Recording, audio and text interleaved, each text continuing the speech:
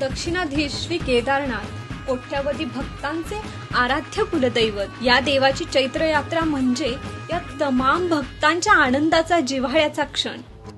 ही चैत्र यात्रा म्हणजे नेमकं तरी काय काय वैशिष्ट्य आहे या यात्रेचं? साऱ्या विश्वाचा मालक का या दिवशी यमाईच्या भेटीला जातात? या मागचं नेमकं कारण तरी काय? चला मग चैत्र यात्रेचं महत्त्व जाणून घेऊया। हस्त नक्षत्रावर श्री केदारनाथ आपल्या सर्व लवाजम्यासह यमाईच्या भेटीला निघतात। भक्त सासनकाठी मिरवत गुलालाची उधळण करत चांगभल्याचा गजर करत नाथांसोबत यमाईकडे जातात। ही चैत्र यात्रा म्हणजे जणू आनंदच सोहळा आहे।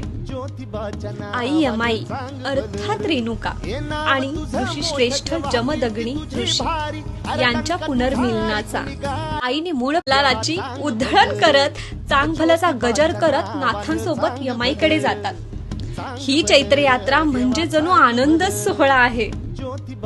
आई यमाई अर्थात रेणुका आणि ऋषी श्रेष्ठ जमदग्नी ऋषी यांच्या पुनर्मिलनाचा आईने मूळपीठ सोडून रत्नागिरीवर चाफेवनात येऊन स्वयंभू प्रकट झाले।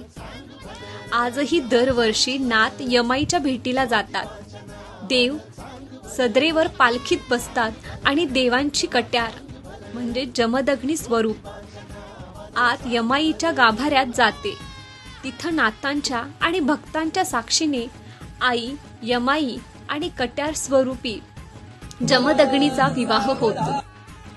असा हा चैत्र पौर्णिमेचा अगदी अलौकिक अविस्मरणीय सुख सोहळा। चांग भलर ज्योतिबाच्या नावानं चांग भलर